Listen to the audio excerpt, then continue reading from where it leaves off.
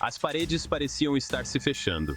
Sean Diddy Combs, nome sinônimo de magnata do hip-hop, empresário e ícone cultural, encontrava-se no centro de uma tempestade. Uma tempestade de acusações, sussurros e alegações que ameaçavam desmantelar seu império cuidadosamente construído. A indústria do entretenimento observava, atônita, enquanto o homem que construiu uma carreira baseada em carisma e confiança enfrentava agora acusações que atingiam o cerne de sua imagem. Era o ano de 2023, o mês, novembro. Um frio instalou-se na indústria, não pelo inverno que se aproximava, mas pelas chocantes alegações feitas contra Diddy. Começou com um sussurro, uma única voz acusando o titã do hip-hop de conduta imprópria. Joy Dickerson Neal, uma atriz, deu um passo à frente com alegações que enviaram ondas de choque pelo mundo do entretenimento. Suas acusações, detalhadas e perturbadoras, pintaram a imagem de um homem cuja personalidade pública contrastava fortemente com a alegada realidade. A indústria do entretenimento conteve a respiração. Seria este mais um caso de sussurros se desvanecendo na noite, ignorados por poderosos agentes e advogados caros? Ou seria este o início de algo maior, algo que poderia derrubar uma das figuras mais intocáveis da indústria? A resposta, ao que parecia, estava prestes a ser revelada de uma forma muito pública e muito confusa. As alegações contra Diddy não eram apenas um escândalo. Eram um poderoso lembrete das dinâmicas de poder que muitas vezes se desenrolam por trás da fachada reluzente de Hollywood. As acusações de Joy Dickerson Neal foram específicas, detalhadas e profundamente perturbadoras. Ela alegou um padrão de comportamento de Diddy que era explorador e abusivo. A sua história, partilhada com alguns jornalistas e depois espalhada pelas redes sociais, ganhou rapidamente força. O Tribunal da Opinião Pública estava em sessão e o júri estava longe de estar convencido da inocência de Diddy. As alegações de Dickerson Neal centraram-se no tempo em que trabalhou com Diddy, alegando que ele usou a sua posição de poder e influência para pressionar a entrar em situações desconfortáveis. Ela detalhou casos de avanços indesejados, comportamento inadequado e uma cultura de medo que impedia que ela e outros se manifestassem. A sua história, embora chocante, foi apenas o começo. À medida que a história de Dickerson Neal ganhava ímpeto, outras vozes começaram a emergir das sombras. Mulheres, algumas que tinham trabalhado com Diddy, outras que se tinham cruzado com ele em contextos sociais, apresentaram-se com os seus próprios relatos. Cada história adicionava outra camada à narrativa crescente, uma narrativa que retratava Diddy como um homem que usava o seu poder para intimidar e silenciar mulheres. As acusações não se limitaram à má conduta sexual. Algumas mulheres alegaram irregularidades financeiras, afirmando que Diddy tinha usado a sua influência para as enganar em negócios ou para não cumprir promessas. Outras descreveram um ambiente de trabalho tóxico onde o abuso verbal e a intimidação eram comuns. O volume de acusações e a consistência das histórias tornaram cada vez mais difícil ignorar as alegações como meras invenções. O número de acusadoras crescia a cada dia que passava. O que começou como uma única voz tinha se tornado num coro, numa sinfonia de acusações que ecoavam por toda a indústria do entretenimento.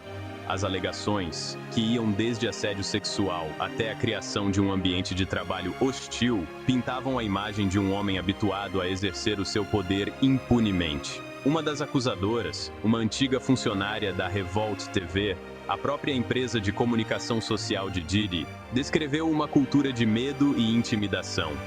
Ela descreveu ter sido alvo de comentários humilhantes e de avanços inadequados, tendo as suas queixas caído em ouvidos moucos. Outra mulher, uma aspirante à música, relatou a sua experiência com Diddy, alegando que ele lhe tinha prometido ajudar na sua carreira em troca de favores sexuais. As histórias seguiam um padrão semelhante. Promessas de sucesso, seguidas de avanços indesejados, e depois ameaças e intimidação quando esses avanços eram rejeitados.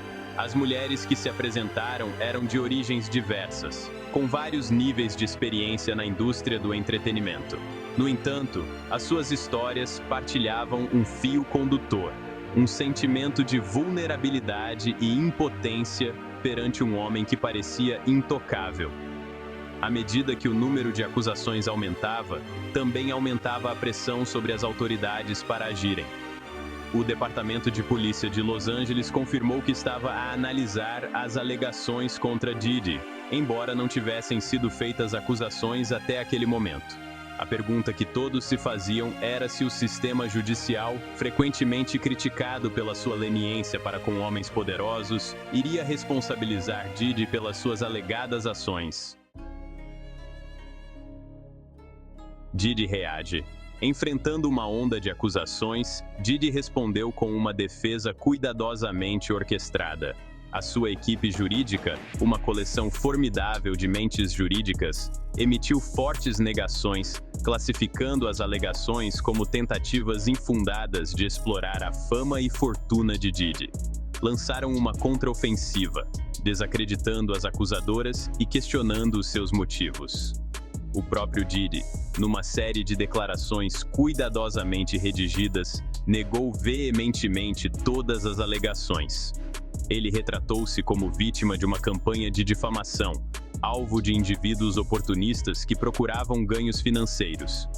As suas palavras, no entanto, soaram falsas para muitos que viram as suas negações como uma tentativa desesperada de salvar a sua reputação. A controvérsia em torno de Diddy teve um efeito dominó no seu império empresarial. Marcas que ele tinha apoiado distanciaram-se, parcerias dissolveram-se e a sua imagem cuidadosamente construída ficou em ruínas. A Revolt TV, a empresa de comunicação social que ele tinha fundado, enfrentou apelos a boicotes e viu a sua audiência diminuir. Apesar da pressão crescente, Diddy manteve-se desafiador. Ele prometeu limpar o seu nome, prometendo combater as alegações com todos os recursos à sua disposição. A sua equipe jurídica lançou a sua própria investigação, procurando descobrir inconsistências nas histórias das acusadoras e construir um caso que as desacreditasse. As linhas de batalha foram traçadas e o palco estava montado para um confronto legal que prometia ser longo e controverso. Uma tempestade mediática. O escândalo em torno de Diddy tornou-se num frenesim mediático, dominando as manchetes e desencadeando debates em meios de comunicação social e plataformas de redes sociais. Todos os aspectos das acusações, as negações de Diddy e as histórias das acusadoras foram dissecados e analisados até a exaustão. O público, ávido por detalhes e ansioso por julgar, devorou cada migalha de informação. Os canais de notícias por cabo forneceram cobertura 24 horas por dia, convidando especialistas jurídicos, comentadores e autoproclamados especialistas para darem a sua opinião sobre o caso. As plataformas de redes sociais tornaram-se câmaras de eco, de indignação e apoio, com hashtags como #IJDiddyFala e "Se acredito nelas", a serem tendência a nível nacional. O Tribunal da Opinião Pública estava em sessão e o júri estava fortemente dividido. O escrutínio da comunicação social estendeu-se para além de Diddy, abrangendo a sua família, amigos e sócios comerciais. Cada aparição pública, cada publicação nas redes sociais, era examinada em busca de pistas sobre a verdade. A atenção implacável cobrou o seu preço, com alguns dos confidentes mais próximos de Diddy a distanciarem-se, temendo a culpa por associação. O frenesim mediático em torno do escândalo de Diddy destacou a faca de dois gumes da fama. Embora tivesse amplificado o seu sucesso e influência, agora magnificava a sua queda, transformando uma crise pessoal num espetáculo público. O escrutínio constante, a busca incessante por informação e as notícias frequentemente sensacionalistas levantaram questões sobre a ética do jornalismo e os limites da privacidade na era digital.